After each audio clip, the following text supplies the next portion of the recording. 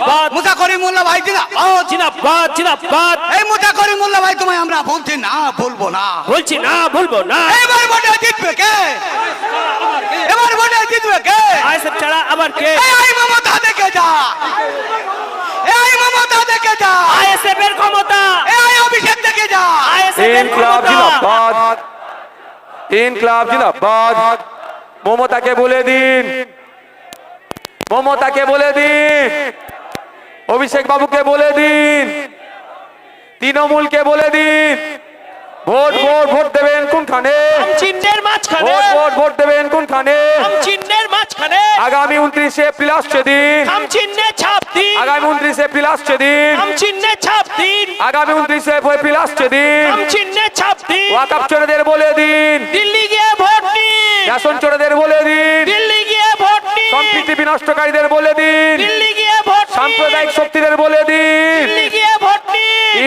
Inqilab Indian secular front বসিরহাটের উত্তরের জনগণ ইনকলাব স্বাগতম স্বাগতম আইএসএফ পরিবারের নেতৃত্বদেরকে স্বাগতম স্বাগতম স্বাগতম আইএসএফ পরিবারের নেতৃত্বদেরকে স্বাগতম স্বাগতম স্বাগতম ইনকলাব জিন্দাবাদ আমি আশা করতে পারি তো নাকি আপনাদের কাছে আশা করতে পারি তো নাকি যারা দূরে আছেন বাপেরা আশা করতে পারি তো নাকি আপনারা যেখানে যে হাজার হাজার মানুষ আজকে উপস্থিত হয়েছেন আপনাদের বলবো এখান থেকে একটু বার্তা আপনাদের নিয়ে যেতে হবে আমরা যদি আমাদের পরিবারের এখানে হাজার চারেক তো লোক হবে আমার আইডিয়া নেই কিন্তু 4-5 হাজার লোক হবে আপনারা যদি নিজের পরিবারের 4 জন করে দায়িত্ব নেন যে আমার পরিবারের হয় স্ত্রী আছে স্বামী আছে ছেলে আছে মেয়ে আছে ভাইপো আছে ভাইজি আছে আমরা আমাদের 5,000 করে 5,000 মানুষ আজকে এসেছি আমরা দায়িত্ব নিয়ে 4 জন করে বুঝিয়ে আইএসএফ এর খামচিহ্নে নিয়ে আসবো তাহলে বলুন আজকে এই জনসভা থেকেই আমরা 25,000 ভোট কিন্তু এগিয়ে যাচ্ছি অন্যদের তুলনায় হয়তো দায়িত্ব নিতে হবে তো নাকি শুধু আপনি ভোট দিলে তো হবে না আপনার পরিবারকেও ভোটটা দিয়াতে হবে 2021 তো একটু ভুল হয়ে গেছে আমাদের এখন হাত কামড়াচ্ছে না যদি 10টা নওশাদ সিদ্দিকী পাঠাতাম এসআইআর নিয়ে এরকম করার সাহস দেখাতে পারতো না একা মানুষ বাবু কত জায়গায় ছুটবো আমার তো ইচ্ছা করছে নির্বাচন কমিশনের অফিসটা ঘিরে বসে রাখতে কোনো ব্যাটাকে ঢুকতেও দেবো না বেরোতেও দেবো না কিন্তু কথা হচ্ছে আমি একা মানুষ ওই দিক সামলাবো না এই দিক সামলাবো আজকে আমার সুপ্রিম কোর্টে মামলা ছিল আজকেও সুপ্রিম কোর্টে আমার মামলা ছিল কিন্তু কদিকটা সামলাবো ভাই তাই যদি মনে করে আগামী দিনে আমার হয়ে বেশি বলার লোক দরকার তাহলে আমি আপনাদের বলবো দ্বিতীয় ভাঙড় আপনাদেরকে তৈরি করতে হবে ভাঙড়ের বীর পুরুষেরা দেখিয়ে দিয়েছে আপনারও নিজেদেরকে বীর পুরুষ প্রমাণ করুন বীরাঙ্গনা প্রমাণ করুন যে কোনো কথা হবে না কে আসছে কে যাচ্ছে গল্প শুনিয়ে আমাদের লাভ হবে না 21-এ অনেক গল্প তোমরা শুনিয়েছো আর সেই যে সুবন্ধ অধিকারী মাদ্রাসা মসজিদ নিয়ে মুসলমান সম্পর্কে কুভাষায় আক্রমণ করে তুমি ডেকে তাকে চা খাওয়াচ্ছ আর আমাদের ইফতারের সময় এসে হিজাব পরছো ও নাটক আর হবে না এবার আমরা মুসাকে বিধানসভায় পাঠাবো মুসা আমাদের হয়ে লড়াই করবে বুঝে নেবে নওশাদ সিদ্দিকী ভাইজানের পাশে বসে আপনাদের শুধু সহযোগিতা আমাদের লাগবে ওটা কি ভোট মমতা ব্যানার্জি কি বলেছিলেন আমার লাশের ওপর এসআইআর হবে হ্যাঁ আমি তার দীর্ঘায়ু কামনা করি আচ্ছা কথা বলছে আজ থেকে 2 মাস আগের ফেসবুকের পোস্ট আমার দেখে নেবেন ওয়াকফ খেয়েছে ওবিসি খেয়েছে এসআইআর খাবে এই বলে পোস্ট করেছিলাম মিলিয়ে নেবেন আজকে ওবিসি তো এসআইআরটাকে খেয়ে নিল তো এসআইআরটাকে আজকে কোনো কথা নেই অভিষেক বাবু কি বলেছিলেন যে আমি একটা ভোটার ডিলিট হলে 1 লক্ষ মানুষ নিয়ে দিল্লি নির্বাচন অফিসের সামনে বসবো দিল্লি নির্বাচন অফিসের সামনে তো দূরের কথা হেলিকপ্টার চড়ে কর্পোরেট স্টাইলে পার্টি করে তিনি ভোটের প্রচার করছেন তবে পিছন দিকের চেয়ারও ফাঁকা থেকে যাচ্ছে শাসক থাকার পরেও 15 বছর শাসকে থাকার পর এত তো কিছুই করবে না আমাদের কি সেটা করতে হবে জনগণ কি আমাদেরটা বুঝে নিতে হবে তাই বন্ধুগণ আমি আপনাদের একটু কথা শুধু বলবো এতটুকু বুঝার চেষ্টা করবেন কালকে কে সরকার গঠন করবে কোনো বলতে পারবেন আপনি বলুন, কেউ বলতে পারবেন? কিন্তু ধরুন তৃণমূলের বাইরে কেউ সরকার গঠন করেছে, যা পরিস্থিতি তৃণমূল উল্টাচ্ছে, আমরা ওই জন্য সর্বোচ্চ লড়াই দিচ্ছি বামেদের যে জোট সঙ্গী আছে তাদের সাথে আমরা। নাহলে 2021 সালে আমরা 32টা সিটে লড়াই করেছিলাম সব মিলিয়ে, আর 2021 এখন পর্যন্ত মনস্থির করেছি কটা জানেন? 30টা। কিন্তু 5 বছর আমাদের দল এগিয়েছে না পিছিয়েছে? সারা রাজ্যে ব্যাপ্তি ঘটেছে। তারপরে কেন আমরা 30টা দিলাম? বৃহত্তর স্বার্থের জন্য, বাংলাকে বাঁচানোর জন্য। কোনো মতেই না বিজেপি বাংলায় আসে, কোনো মতেই না চতুর্থবারের জন্য তৃণমূল শাসন কার্যের দায়িত্ব পায়। এই দুই শক্তি বিজেপি এবং তৃণমূলকে বাংলা থেকে পরাস্ত করতে হবে, বিজেপিকে আটকাতে হবে, তৃণমূলকে হারাতে হবে। এই লক্ষ্যে এবং ধর্মনিরপেক্ষ শক্তিগুলো বিজেপির বিরুদ্ধে, তৃণমূলের বিরুদ্ধে যাতে ঐক্যবদ্ধ লড়াই করতে হয়, সেই জন্য আমরা বাংলার মানুষের স্বার্থে, বসিরহাটের মানুষের স্বার্থে, নদিয়ার মানুষের স্বার্থে, ভাঙড়ের মানুষের স্বার্থে, টোটাল পশ্চিম বাংলার মানুষের স্বার্থে আমরা স্যাক্রিফাইস করেছি। সিটের সংখ্যা কমিয়ে দিয়ে ঐক্যবদ্ধ হয়ে লড়াই করতে চাইছি, যাতে করে মানুষের কনফিডেন্স বিল্ড আপ হয়, মানুষ বুঝতে পারে আইএসএফ এর লক্ষ্য উদ্দেশ্য কি। অনেকে অনেক কথা বলে আইএসএফ নাকি অমুক দলের বি টিম। যদি অমুক দলের বি টিমই হতাম তাহলে 100-150 জায়গায় প্রার্থী দিয়ে অমুক দলকে সহযোগিতা করতাম, কিন্তু আমরা সেই দলকে সহযোগিতা করছি না, বরঞ্চ ওই দলকে হারানোর জন্য যদি জীবন লাগে, বিজেপিকে হারাতে গেলে আমরা জীবন দেওয়ার জন্য প্রস্তুত আছি। কিন্তু আমি একটা কথা আপনাদেরকে জানতে চাই, আপনারা এখানে যারা আছেন একটু হাত তুলে বলবেন বিজেপিকে হারানোর জন্য কারা কারা প্রস্তুত? এবার দেখবো কে বিজেপির দালাল আছে এখানে। এই দূরে যারা আছেন, বিজেপিকে হারাতে গেলে যদি জীবন লাগে, এই জোরে বলেন, যদি জীবন লাগে, যদি জীবন লাগে বিজেপিকে হারাতে গেলে, যাবো তো নাকি? এবার আপনার হাত নামান। আমার একটা ছোট্ট প্রশ্ন, বিজেপিকে এই বাংলায় যে জায়গা দিল তাকে যদি আপনি জিতিয়ে রাখেন, বিজেপিকে কি হারানো হবে? হবে হারানো? একটু ঠান্ডা মাথায় বুঝবেন। যারা একটু বাপের বয়সী, 2011 সালের পরিবর্তনের বিষয়টা যারা ভালো করে দেখেছে, তখন তো আমরা সব ছোট ছিলাম, এখনো খুব বড় হয়ে গেছে এরকম ব্যাপার নয়, কিন্তু বাপের বয়সী যারা একটু ভালো করে দেখেছেন, যারা বাপের বয়সী ভালো করে দেখেছেন, 2011 সালের আগে এই বসিরহাটে বিজেপি বলে কিছু ছিল? এই এক কথায় উত্তর দেন। পশ্চিম বাংলায় বিজেপি বলে খুঁজে পাওয়া যেত? আতস কাঁচ দিয়েও বিজেপিকে খুঁজে পাওয়া যেত না। 11 সালের পর থেকে আস্তে আস্তে বিজেপি হতে লাগলো।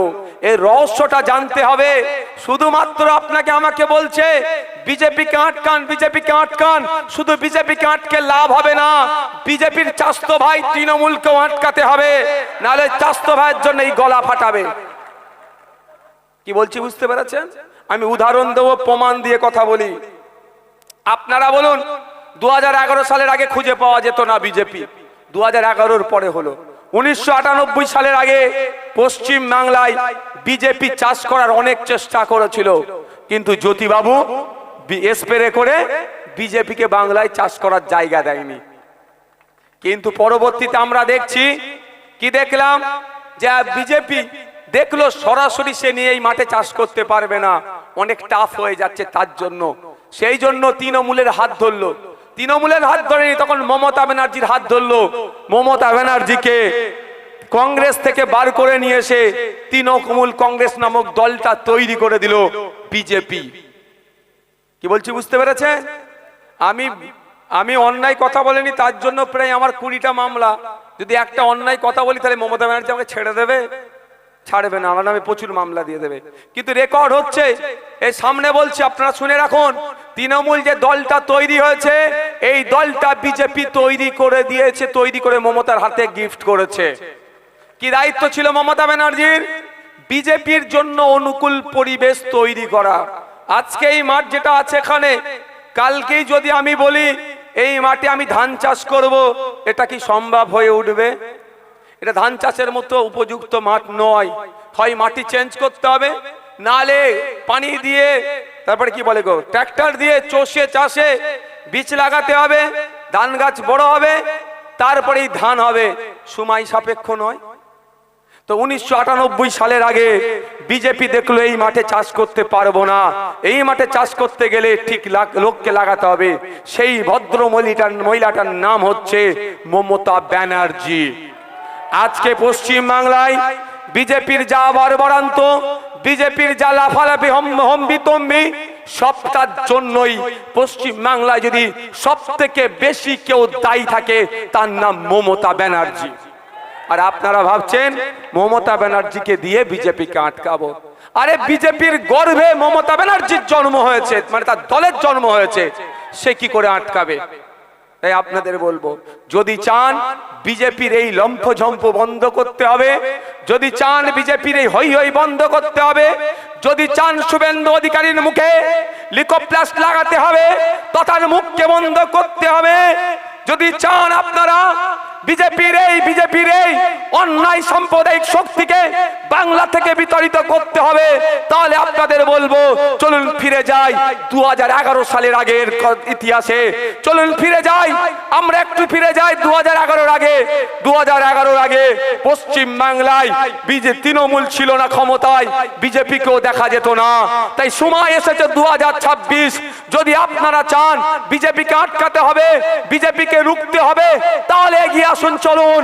আসল যে বিজেপিকে নিয়ে আসছে সেই তৃণমূলকে আমরা যদি 2026-এ রাজনৈতিক ভাবে শেষ করতে পারি, তাহলে বাংলা থেকে বিজেপিও শেষ হয়ে যাবে। কি বলছি বুঝতে পেরেছেন? তবে এর সাথে একটা কথা থাকে, বিজেপিকে হারিয়ে, তৃণমূলকে হারিয়ে আপনি কি বিজেপিকে আনতে চাইছেন? কোনো দিনের জন্য নাই। তার আগেই বললাম জীবন দিতে তৈরি আছি আমরা। কিন্তু প্রশ্ন এখানে, 2014 আগে, 11 আগে তৃণমূল ছিল না, বাংলাতে বিজেপিও ছিল না। 11 পরে তৃণমূল আসলো, বাংলায় বিজেপি আসলো। তাহলে আসি আমরা 2026-এ তৃণমূলকে উল্টাই, বাম সহ আইএসএফ ধর্মনিরপেক্ষ শক্তিকে নিয়ে আসি, বিজেপিও ফিনিশ হবে। আর একটা উদাহরণ দিয়ে আমি যাচ্ছি, এই মাঠে কিছু কিছু জায়গায় ঘাস আছে, তাই না? আর আমরা যারা এখানে চাষি ভুষি যারা আছি ভালো করে জানি, যেখানে পানি আসবে সেখানেই ঘাস হবে, আর যেখানে ঘাস হবে সেখানেই গরু ছাগলের উৎপাদ বাড়বে। এবার গরু ছাগল সবজি নষ্ট করবে, তাই না? তো সবজি নষ্ট না হয়, উৎপাদ না হয়, ব্যারিকেড দিচ্ছেন আপনি। আর ব্যারিকেডেই যদি আপনার দুর্বল হয়ে বসে পারে, ব্যারিকেডই যদি ছাগলের সাথে কম্প্রোমাইজ করে নাই, এই ব্যারিকেডই যদি ছাগলকে গরুকে ঢোকার সুযোগ দেয়, আপনি তাহলে কি করবেন? বুঝতে পারছেন কি বলছি? আপনি বলছেন মমতাকে, এই বিজেপিকে আটকাবো, বিজেপিকে আটকানোর জন্য মমতাকে ব্যারিকেড দিচ্ছেন। ওই মমতা ব্যানার্জি তো ব্যারিকেড হয়ে দাঁড়িয়ে থাকলেও বিজেপিকে বাংলায় সুযোগ দিচ্ছে। নালে শুভেন্দু অধিকারী একের পর এক যেভাবে সম্প্রীতি বিনষ্টর কথা বলছে, ঐক্য বিনষ্টর কথা বলছে, সব হিন্দু মুসলিম একসাথে বসবাস করি আমরা, আমাদের বিরুদ্ধে যেভাবে বিষ ছড়াচ্ছে, এতক্ষণ ধরে তো শুভেন্দু অধিকারীকে জেলের মধ্যে রাখা দরকার ভাই। কেন রাখছে না? কেন রাখছে না এটাকে জানতে হবে। রাখলেই তো সব খেলা ধরে ফেলবেন আপনারা, তখন আর ভয় থাকবে না, ভয়ে আপনাদের রাখছে। তাই আপনাদের বলবো, এই পশ্চিম বাংলায় বিজেপি এর আসার সাপ্লায়ার লাইনটা হচ্ছে তৃণমূল। এখানে যদি পানি না আসে ঘাস জন্মাবে না, ঘাস না জন্মালে ছাগলও আসবে না। তাই এখানে পানি আমাদের টার্গেট করতে হবে, পানি আসা সাপ্লায়ার লাইনটাকে কাটা। পানি আসা সাপ্লাই লাইনটা কেটে দাও, মাঠে পানি ঢুকবে না, ঘাস তৈরি হবে না, ছাগলের উৎপাত হবে না। তাই পশ্চিম বাংলায় বিজেপি আসার সাপ্লায়ার লাইনটা হচ্ছে তৃণমূল। তাই আমাদেরকে ঐক্যবদ্ধ হতে হবে, এই সাপ্লায়ার লাইন নামক তৃণমূলটাকে কাটলেই বিজেপি ফিনিশ হয়ে যাবে। হবে তো নাকি? বসিরহাটে 22,000-এর টোটাল আন্ডার অ্যাডজুডিকেশন কত ছিল? টোটাল আন্ডার অ্যাডজুডিকেশন ছিল 43,000। এখানেও আপনাদের বলছি, বসিরহাটও 43,000, ভাঙড়ে মাত্র 11,500। একটু বোঝার চেষ্টা করেন। ভাঙড়ের বিধায়কের নাম নওশাদ সিদ্দিক, ওরা ভালো জানে, টেন্ডি বেন্ডি করলে ছেড়ে কথা বলবে না। কিন্তু বসিরহাটের বিধায়ক তো তৃণমূলের বিধায়ক। কোথায়? আচ্ছা, 1,14,000, ওটা তার ব্যক্তিগত ব্যাপার, আইন বহির্ভূত কাজ কিছু করেনি। ওটা নিয়ে ব্যক্তিগত নিয়ে আমি একদম আক্রমণে যাই না ভাই, আমি একদম ব্যক্তিগত আক্রমণে যাই না। আমরা রাজনৈতিক কথা বলবো, রাজনীতি করতেছি, রাজনৈতিক কথা বলবো। আপনাদের মানে আমাদেরকে এটা গুলিয়ে ফেলা হয়, মূল ফোকাসটা রাখতে হবে রাজনীতিতে, রাজনীতির মঞ্চ, রাজনীতিতে ফোকাস। সুজাপুরে 1,14,000-এর উপরে নাম আন্ডার অ্যাডজুডিকেশন। আমি ভাঙড়ের বলছি, ভাঙড়ের কত হচ্ছে 11,500 অ্যাডজুডিকেশন, কত বাদ পড়েছে আমাদের সেটা তদন্ত চলছে। আপনাদের বলি এখন করণীয় কি, করণীয় কি? সর্বপ্রথমে আমি আপনাদের বলবো, এটা শুধু আপনাকে হয়রানি করা হচ্ছে, হয়রানি করা হচ্ছে, আপনাকে পাজেল করা হচ্ছে। এই হয়রানি পাজেলটা কারা করছে? তৃণমূল বিজেপি মিলে।